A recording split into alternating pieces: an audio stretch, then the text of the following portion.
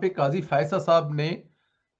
Chief justice کے اشائیے میں شرکت نہیں کی، باقی تمام ججز نے کی، وجہ کیا ہو سکتی ہے؟ کیا بندیال صاحب نے ان کے خلاف کیس میں اپیل واپس لینے پر فیصلہ محفوظ کر رکھا ہے؟ کیا یہ وجہ ہو سکتی ہے سر؟ دیکھیں میرا خیال ہے یہی وجہ ہے، اور کیونکہ قاضی صاحب بڑے ہی محتاط اور وہ کیا کہتے ہیں کہ اپنی مطلب جو قانون اور آئین کے اندر جو چیز دی ہوئی چیزیں نا اس میں وہ رہتے ہیں، اور اس سے وہ کراس نہیں انہوں نے کیا۔ میرا خیال ہے انہوں نے یہی سمجھا ہوگا کہ میرا جانا اس عشائیے میں مناسب نہیں ہے، کیونکہ میرا جو کیوریٹو ریویو میرے اگینسٹ فائل ہوا ہے اس کی گورنمنٹ نے وڈرول کی جو ہے اپلیکیشن دی ہوئی ہے، اس کی ہیئرنگ بھی ہو چکی ہے، اس کے اوپر محترم چیف جسٹس صاحب نے ابھی کوئی آرڈر نہیں کیا، جو میں سمجھتا ہوں کہ ایک لائن کا آرڈر جو ہے وہ اسی دن ہی ہو جانا چاہیے تھا۔ اب یہ اس طرح کی جو چیزیں ہیں وہ بھی ظاہر ہے پھر غلط فہمیوں کو اور پھر جو دوریاں ہیں اس کو بڑھاتے ہیں۔ چیف جسٹس جو ہے he has to act like a father, اور بہت ساری چیزوں کو بڑا دل اور بڑا ظرف اس کا ہوتا ہے، اور ہے بھی۔ میں جو پچھلے ہمارے 3-4 چیف جسٹس گزرے ہیں ان کی نسبت میں موجودہ چیف جسٹس صاحب کو بڑا عالی ظرف سمجھتا ہوں، ابھی تک میری ہے ان کے حوالے سے رائے ہے۔ تو ان کو اس حوالے سے جو ہے وہ دل مزید اپنا بڑا کرنا چاہیے۔ سر دل تو بڑا کرنا چاہیے، لیکن روکنے کا مقصد کیا ہے؟ کہا جا رہا سوشل میڈیا پہ، آپ پتا ہے سب کی اپنی رائے ہے، کہا جاتا ہے کہ بلیک کرنے کے لیے روکنا ہوا، بس اس کی کیا دیکھیں، اگر پچھلی حکومت نے کوئی غلط کام کیا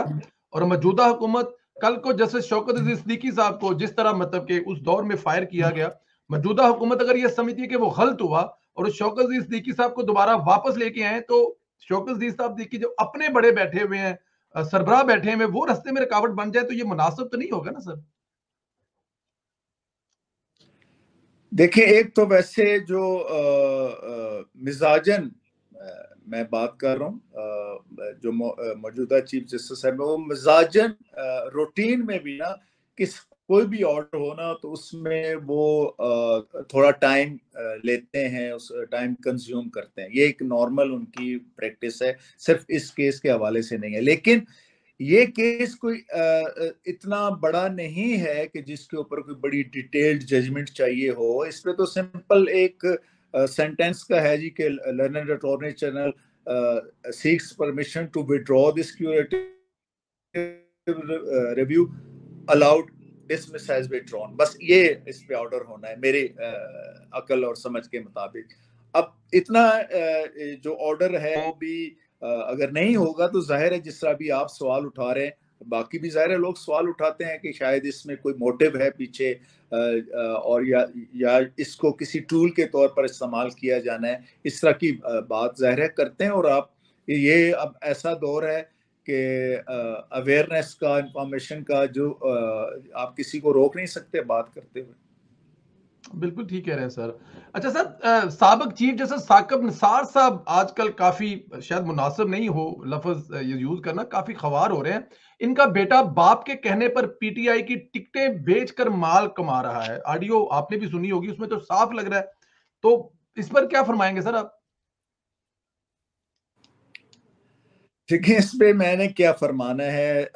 دیکھیں اللہ تعالیٰ کا اپنا ایک نظام ہے، اللہ تعالیٰ کی ایک اپنی ترتیب ہے۔ جب آپ کو کوئی عہدہ ملے یا آپ کسی منصب پر ہوں تو اس وقت آپ اپنے انسانی حیثیت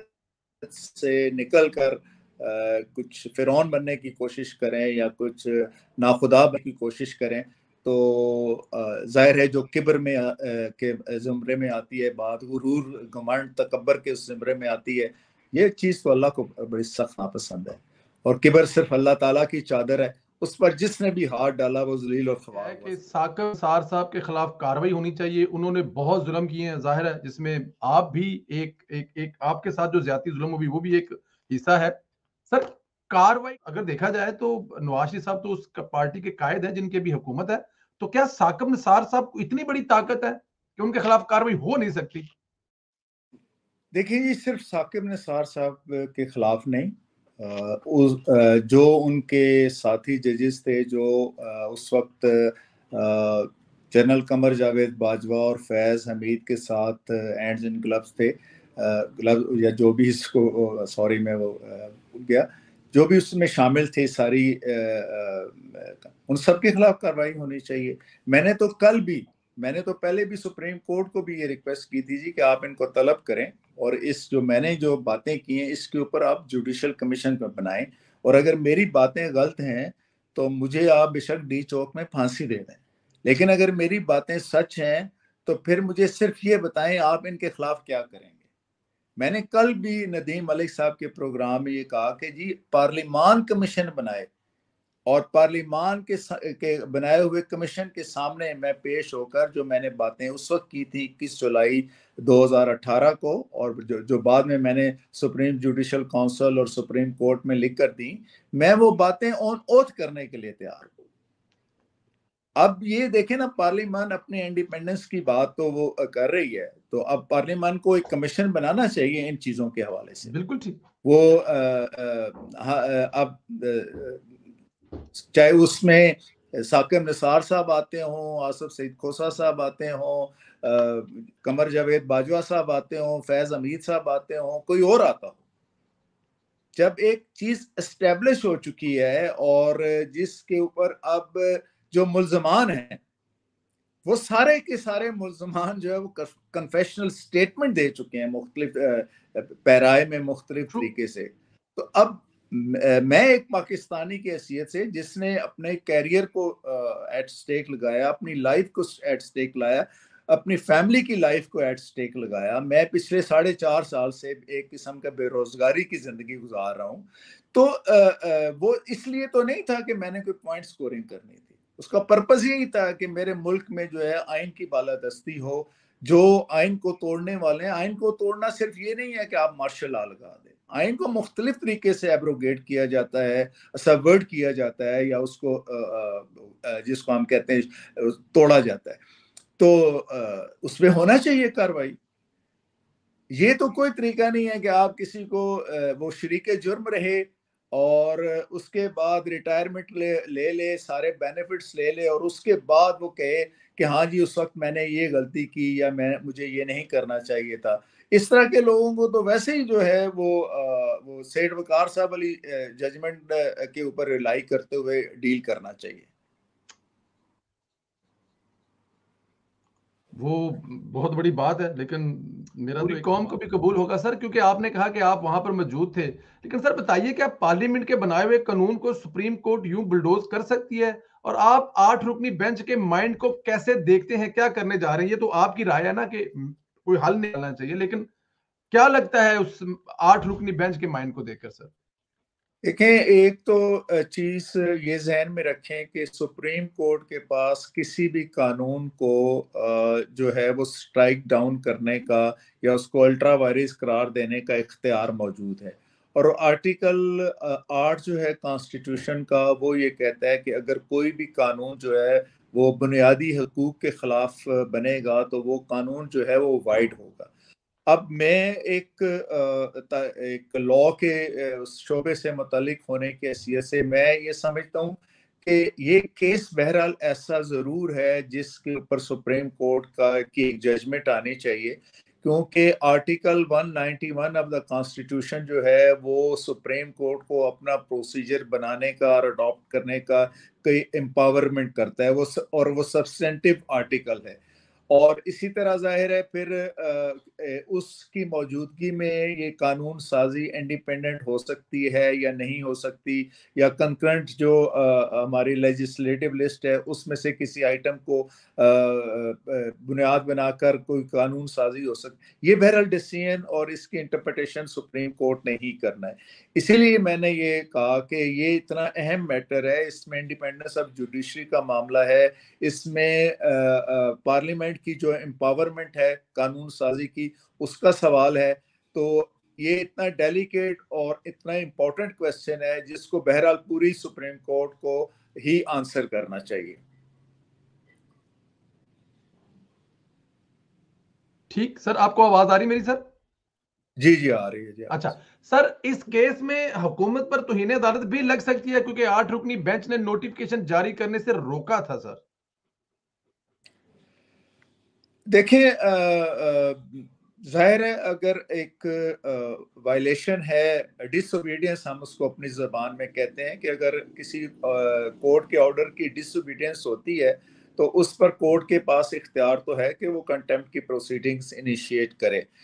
لیکن یہ جو اس وقت معروضی حالات بنے ہوئے ہیں، میں نہیں سمجھتا کہ کوئی کنٹیمپٹ کی پروسیڈنگز انیشیٹ کرنے کے نتیجے میں حالات میں کوئی بہتری آئے گی یا کوئی سلجھاؤ پیدا ہوگا. ہو سکتا ہے کسی ایک فریق کی یہ خواہش ضرور ہو کہ کنٹیمپٹ آف کورٹ کی پروسیڈنگز انیشیٹ کر کے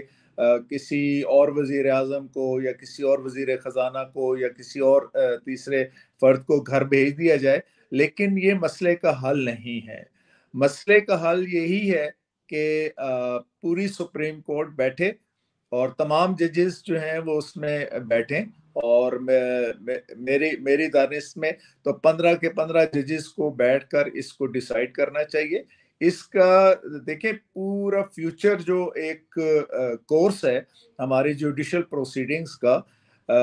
وہ اس سے وابستہ ہے. تو ظاہر ہے اس میں کچھ چیزیں ایسی ہیں جو ظاہر ہے میری اپنی رائے ہے کہ مثلا آرٹیکل 184(3) کی اگینسٹ جو اپیل کی بات ہے، اور میں یہ سمجھتا ہوں کہ اس کے لیے کانسٹیٹیوشن میں امینڈمنٹ چاہیے، وہ ایک تھرو انیکٹمنٹ جو ہے وہ نہیں ہو سکتی. تو لیکن باقی بہت سی چیزیں ہیں. سپریم کورٹ ہیئرنگ کے بعد یہ بھی کہتے ہیں ہاں جی اس میں فلاں فلاں جی جو چیز ہے وہ معقول چیز ہے، اور ہم اس کو چونکہ ہمارے پاس خود ایک امپاورمنٹ ہے انڈر آرٹیکل 191، تو ہم اس کو انووک کرتے ہوئے یہ جو بل ہے اس میں جو فلاں فلاں چیزیں ہیں ہم اس کو اپنے رولز کا حصہ بناتے ہیں، اور اس طریقے سے یہ معاملہ جو ہے وہ حل ہو سکتا ہے. بالکل ٹھیک ہے. اچھا سر، لیکن آج کیونکہ آپ وہاں پر تھے تو میں دو چار چیزیں چاہتا ہوں کہ وہ جو آپ نے دیکھی، چیف جسٹس صاحب نے یہ کہا کہ سیاست دانوں نے ہمیں آلودہ کر دیا ہے، من پسند فیصلے مانگتے ہیں. سر اس میں آپ اس کو درست سمجھتے ہیں وہ جو کہہ رہے ہیں سر؟ دیکھیں کوئی بھی پارٹی جو ہے جب وہ لٹیگیشن میں جاتی ہے کسی بھی کورٹ میں، تو ظاہر ہے اس کی خواہش یہی ہوتی ہے کہ فیصلہ اس کے حق میں ہو. اور ظاہر ہے دونوں فریقین کے حق میں تو فیصلہ ہوتا نہیں ہے، ایک کے حق میں ہوتا ہے ایک کے خلاف ہوتا ہے. تو یہ توقع رکھنا کہ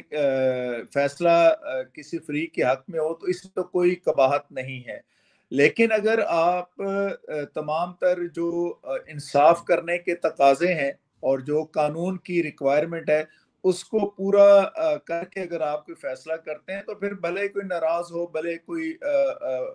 خوش ہو، اس سے کوئی فرق نہیں پڑتا. اس وقت جو معاملہ ہے وہ اس لیے قابل تشویش ہے کہ ایک فریق کہہ رہے جی کہ آپ ساری کورٹ جو ہے بیٹھ کر اس کیس کو سنیں، اس کی کیس کی امپورٹنس اتنی ہے. تو کیونکہ ہمارے اس میں کہا تھا انصاف نہ صرف ہونا چاہیے بلکہ ہوتا ہوا نظر بھی آنا چاہیے. تو اس لیے یہ بہت ضروری ہے کہ اس طرح کی ہر قسم کی اسپیکولیشنز کو، اس طرح کے ہر قسم کے شکوے کو یا اس طرح کے کمنٹس کو اوائڈ کرنے کے لیے آپ کو پوری کورٹ بٹھا دیں، اور پھر ظاہر ہے اس میں ضروری تو نہیں ہے کنسنسس سے کوئی فیصلہ ہو یا یونینیمس فیصلہ ہو.